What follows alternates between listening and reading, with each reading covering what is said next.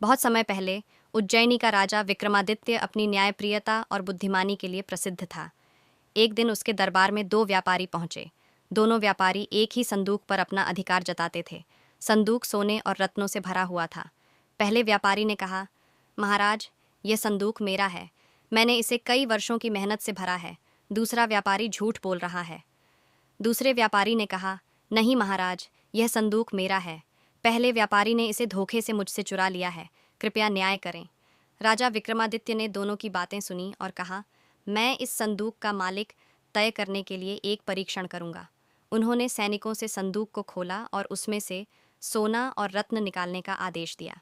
उसके बाद उन्होंने संदूक को खाली कराकर उसे महल के आंगन में रखवा दिया और कहा, अब दोनों व्यापारी इस संदूक को उठाकर अपने घर ले जा सकते हैं।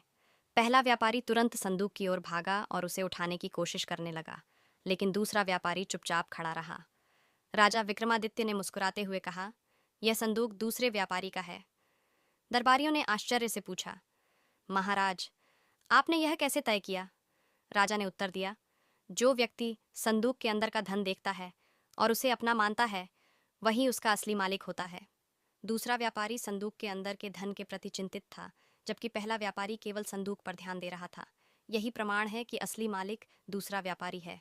पहला व्यापारी अपने झूठ के लिए शर्मिंदा हुआ और राजा ने धन को उसके असली मालिक को लौटा दिया। यह कहानी